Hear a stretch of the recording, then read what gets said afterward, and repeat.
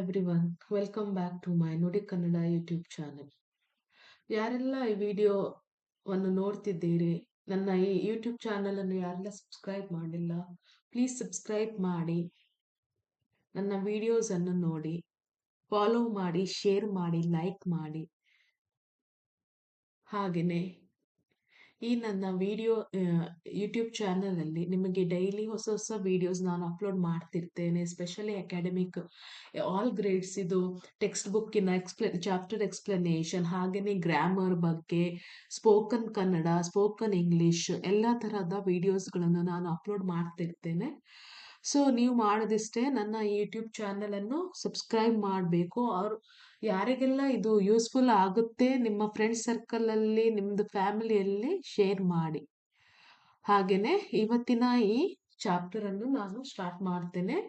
This is the chapter from grade 8 ತಿಳಿ Kannada text book, chapter 1 ಬುದ್ಧನ ಸಲಹೆ. ಚಾಪ್ಟರ್ 1 ಪಾಠ 1 ಬುದ್ಧನ ಸಲಹೆ.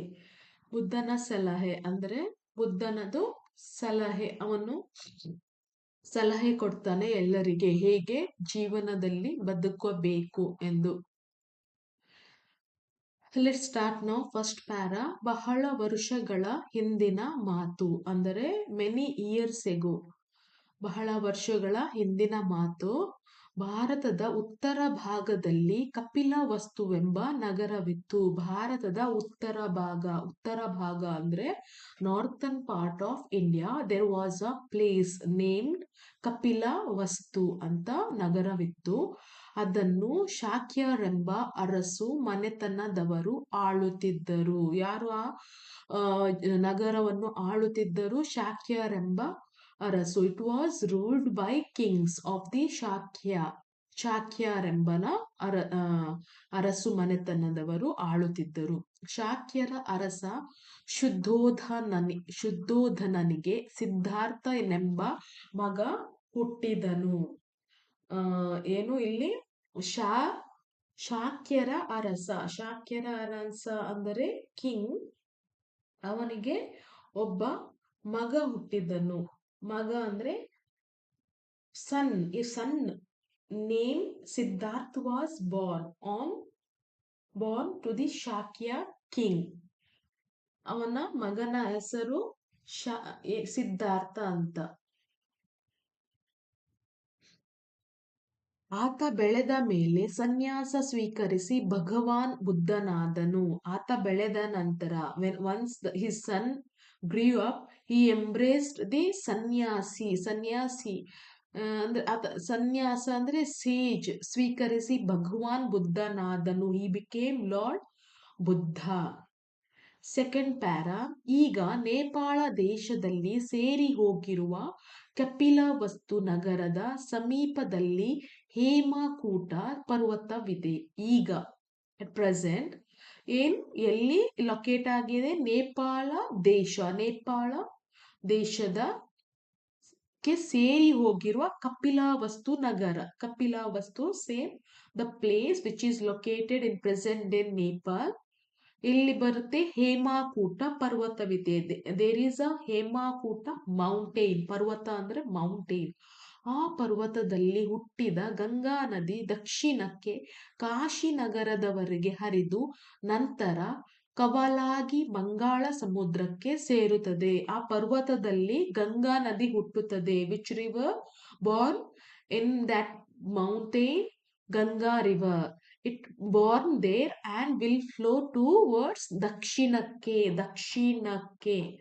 ದಕ್ಷಿಣ ಅಂದ್ರೆ ಸೌತ್ ವರ್ಡ್, ಅಪ್ ಟು ಕಾಶಿವರೆಗೆ ಇದು ಹರಿತದೆ. It will flow till the Kashi ನಗರ, ದೆನ್ ಕವಾಲಾಗಿ ಬಂಗಾಳ ಸಮುದ್ರಕ್ಕೆ ಸೇರುತ್ತದೆ. After it merge in to the bay of Bengal. ಆ ಕಾಲದಲ್ಲಿ ಗಂಗಾ ನದಿಯ ಎರಡು ಬದಿಗಳಲ್ಲಿ ಎರಡು ರಾಜ್ಯಗಳಿದ್ದವು. In those days there were 2 kingdoms on both side of this river. ಎರಡು ಬದಿಗಳಲ್ಲೂ ಎರಡು ರಾಜ್ಯಗಳಿದ್ದವು. ಒಂದು ವತ್ಸ ರಾಜ್ಯ, ಇನ್ನೊಂದು ಮಗಧ ರಾಜ್ಯ. One was Vatsa kingdom and the other was the Magadha kingdom. ಈ ನದಿಯಿಂದ ಎರಡೂ ರಾಜ್ಯಗಳು ಉಪಯೋಗ ಪಡೆದು ಸುಭಿಕ್ಷವಾಗಿದ್ದವು. ಸೊ ಈ ಎರಡೂ ರಾಜ್ಯಗಳಿಗೆ ಈ ನದಿ ಉಪಯೋಗವಾಗಿತ್ತು. ಏನೆಲ್ಲ ಉಪಯೋಗ ಬರುತ್ತಿತ್ತು ಈ ನದಿಯಿಂದ, ಆ ಎರಡು ರಾಜ್ಯಗಳು ಆ ಉಪಯೋಗವನ್ನು ಪಡೆದುಕೊಳ್ಳುತ್ತಿದ್ದವು. ಹಾಗೇನೆ ಆ ಸಂತೋಷವಾಗಿ ನೆಲೆಸಿದ್ದವು. ನೆಕ್ಸ್ಟ್ ಪ್ಯಾರ, ಈ ಎರಡೂ ರಾಜ್ಯಗಳವರು ಆ ನದಿಯನ್ನು ತಾಯಿಯಂತೆ ಪೂಜಿಸುತ್ತಿದ್ದರು. ಈ ಎರಡೂ ರಾಜ್ಯಗಳು ಅಂದ್ರೆ ಬೋತ್ ಕಿಂಗ್ಡಮ್ಸ್ ಅಂದ್ರೆ ಎರಡು ರಾಜ್ಯಗಳು worship this river like a mother. ತಾಯಿಯಂತೆ ಈ ನದಿಯನ್ನು, ಈ ರಿವರ್ ಅನ್ನು ಪೂಜಿಸುತ್ತಿದ್ದರು, ವರ್ಷಿಪ್ ಮಾಡುತ್ತಿದ್ದರು. ಆ ನದಿಯ ನೀರಿನಿಂದ ಎರಡೂ ರಾಜ್ಯಗಳ ನೆಲ ಸಸ್ಯಶ್ಯಾಮಲವಾಗಿತ್ತು. ಆ ನದಿಯ ನೀರು means due to the water from this river the lands of both kingdoms, ರಾಜ್ಯಗಳ ನೆಲ, ನೆಲ ಅಂದ್ರೆ ಲ್ಯಾಂಡ್, ರಾಜ್ಯಗಳ, ಕಿಂಗ್ಡಮ್ಸ್ ವಾಸ್ ಅಂದ್ರೆ ಸಸ್ಯಶ್ಯಾಮಲವಾಗಿತ್ತು. ಗ್ರೀನರಿಯಿಂದ ತುಂಬಿತ್ತು, ಹಸಿರಿನಿಂದ ತುಂಬಿತ್ತು ಎರಡು ರಾಜ್ಯಗಳ ನೆಲ. ಎತ್ತ ನೋಡಿದರೂ ಹಸಿರು ತುಂಬಿ ಬೆಳೆ ಬೆಳೆದು ಸುಭಿಕ್ಷದಿಂದ ಜನರು ಸುಖವಾಗಿದ್ದರು. ಅದೇ ಹಸಿರು ತುಂಬಿತ್ತು, ಎಲ್ಲ ಕಡೆಯೂ greenery. Every over the time the green grew in to a mass, ಅಂದ್ರೆ ತುಂಬಾ ಬೆಳೆದು ಇದು ತುಂಬಾನೇ ಅಂದ್ರೆ ಏನಾಗಿತ್ತು ಅಂದ್ರೆ ಜನರು ತುಂಬಾ ಸುಖವಾಗಿ ಬಾಳುತ್ತಿದ್ದರು. Both kingdoms people were living happily. ಇವರೆಲ್ಲರೂ ಗಂಗಾ ನದಿಯನ್ನು ತಮಗೆ ಅನ್ನ ನೀಡುವ ತಾಯಿ ಎನ್ನುತ್ತಿದ್ದರು. ಇವರೆಲ್ಲರೂ ಏನು ಕರೆಯಲು ಆರಂಭಿಸಿದರು ಗಂಗಾ ನದಿಯನ್ನು? ಅನ್ನ ನೀಡುವ ತಾಯಿ. They started to call this river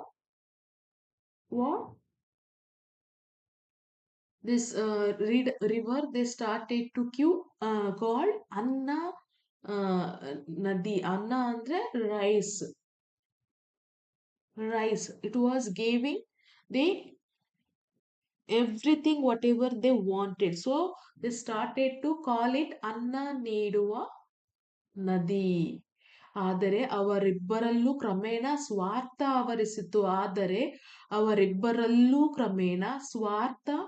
ಆವರಿಸಿತು. ಅಂದ್ರೆ ಅವರೆಲ್ಲರಲ್ಲೂ ಆಯ್ತು? ಸ್ವಾರ್ಥ, ಸೆಲ್ಫಿಶ್ನೆಸ್ ಬೆಳೆಯಲಾರಂಭಿಸಿತು ಎರಡು ರಾಜ್ಯಗಳ ಜನರಲ್ಲಿ. ಈ ನದಿಯ ಮೇಲೆ ತಮ್ಮ ಸಂಪೂರ್ಣ ಅಧಿಕಾರ ಸ್ಥಾಪಿಸಬೇಕೆಂಬ ದುರಾಸೆ ಈ ಎರಡೂ ರಾಜ್ಯಗಳ ರಾಜರಿಗೆ ಉಂಟಾಯಿತು. ಅವರಿಗೆ ಆಸೆ ಉಂಟಾಯಿತು. ಆಸೆ ಅಂದ್ರೆ desire to control over the river. Both kingdoms people started to desire to control over the river.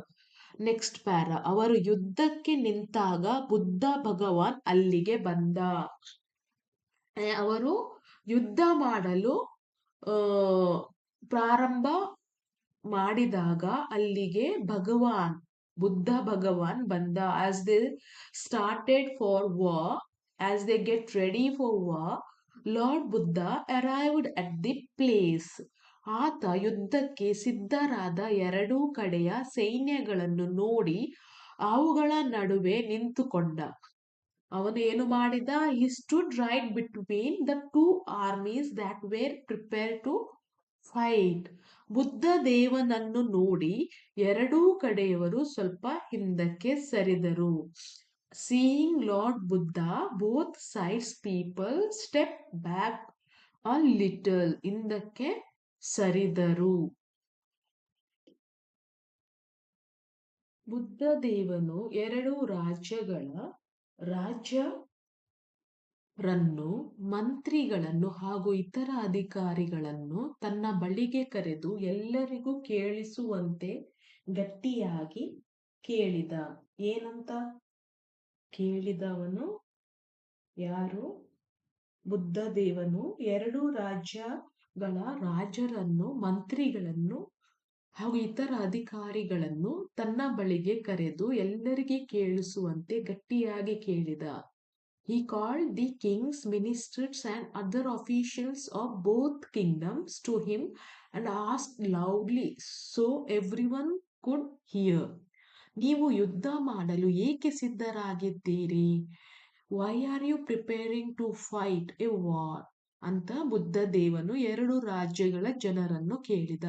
ನಮ್ಮ ಜೀವನಾಧಾರವಾದ ಗಂಗಾ ನದಿಯ ನೀರಿಗಾಗಿ ಅವರೆಲ್ಲರೂ ಒಕ್ಕೊರಲಿನಿಂದ ಉತ್ತರವಿತ್ತರು. ಅಂದ್ರೆ ಅವರದಕ್ಕೆ ಹೇಳಿದರು, ನಮ್ಮ ಜೀವನ ಆಧಾರವಾದ ಗಂಗಾ ನದಿಯ ನೀರು ನಮಗೆ ಜೀವನ ಆಧಾರವಾಗಿದೆ, ಗಂಗಾ ನದಿಯ ನೀರು. ಸೊ ಅದಕ್ಕೋಸ್ಕರ ನಾವು ಯುದ್ಧ ಮಾಡಲು ಸಿದ್ಧವಾಗಿದ್ದೇವೆ. Between for the water of the river Ganga which is the life of our life, ಜೀವನ ಆಧಾರವಾಗಿದೆ ಎಂದು ಹೇಳುತ್ತಾರೆ. ನದಿಯ ನೀರು, ಮಾನವ ರಕ್ತ, ಇವೆರಡರಲ್ಲಿ ಯಾವುದು ಹೆಚ್ಚು ಬೆಲೆಯುಳ್ಳದು? What is the difference between and which is more valuable between river water and human blood?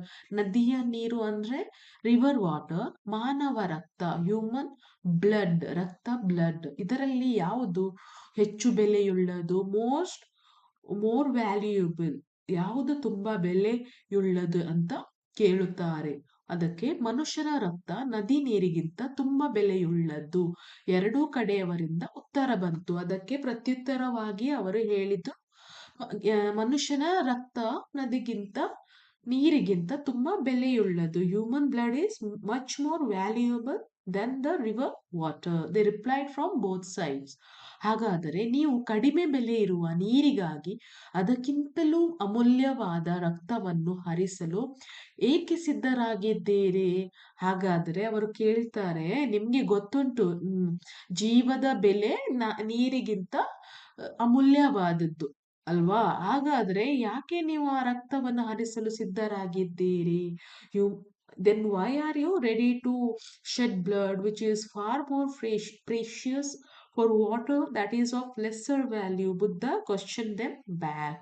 ಪುನಃ ಪ್ರಶ್ನಿಸಿದ ಅವರನ್ನು, ನಮ್ಮ ಜೀವಗಳಿಗೆ ಈ ಗಂಗಾ ನದಿಯ ನೀರು ತುಂಬಾ ಅವಶ್ಯಕವಲ್ಲವೇ ಎಂದು ಎರಡೂ ಕಡೆಯವರು ಕೇಳಿದರು. Is not the water of this river Ganga very essential, very important for our lives ಅಲ್ವಾ ಅಂತ ಪುನಃ ಎರಡು ಕಡೆಯ ಜನರು ಕೇಳುತ್ತಾರೆ.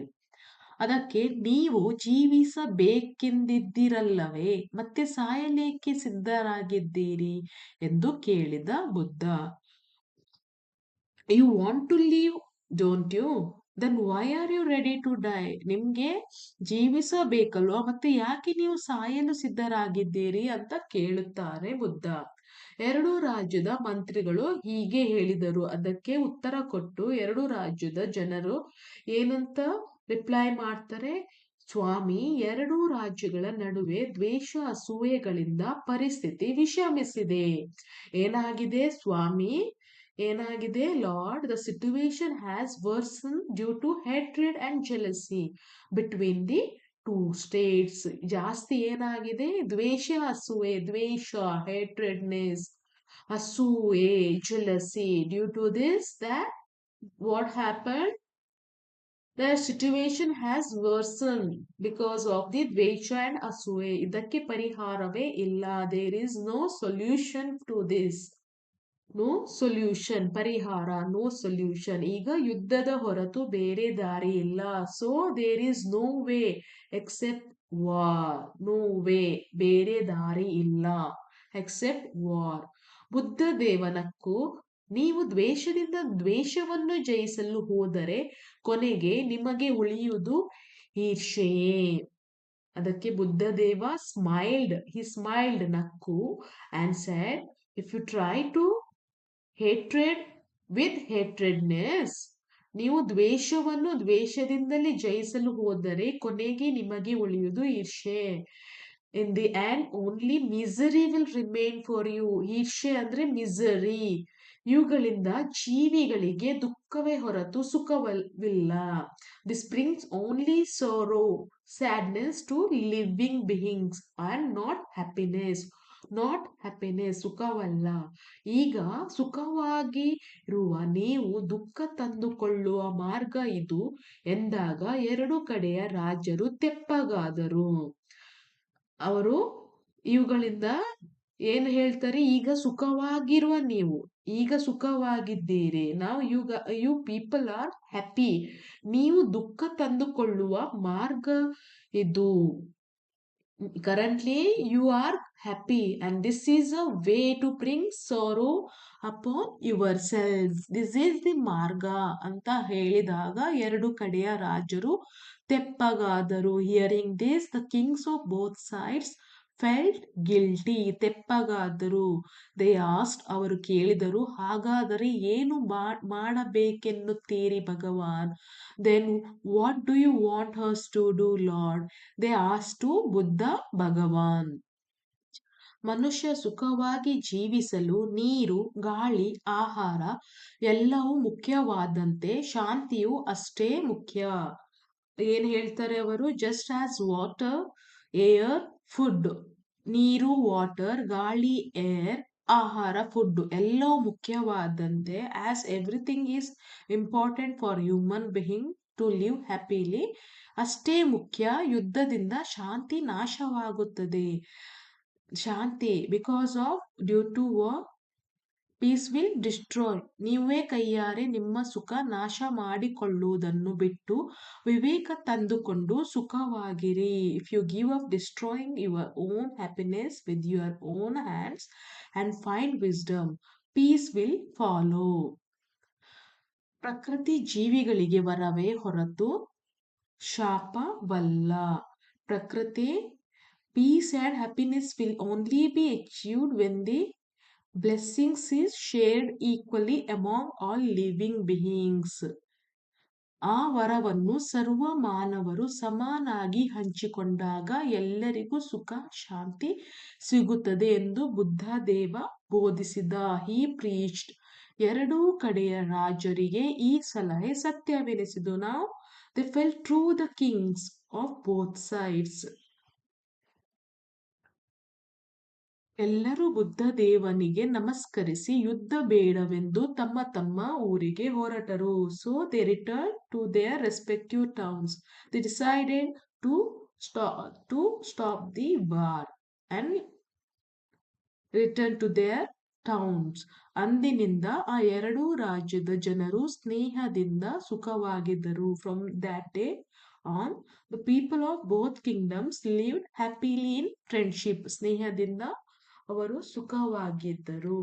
ಇದು ಈ ಪಾಠದ explanation, summary. So this is the summary of this chapter. I hope everyone understood my explanation. If anyone have any doubt, you can comment on this video. I can improve my explanation. ಯಾರಿಗಾದರೂ ಏನಾದರೂ doubts ಇದ್ದರೆ ನೀವು ಈ video ಮೇಲೆ comment ಮಾಡ್ಬೋದು. ನಾನು ನನ್ನ explanation ಇನ್ನೂ ಒಳ್ಳೆಯದಾಗಿ ಮಾಡಲು ನಾನು ಟ್ರೈ ಮಾಡ್ತೇನೆ. For more videos please subscribe to my Nudi Kannada YouTube channel. Please share, like, subscribe to my channel. Thank you so much for watching my video. See you in next video.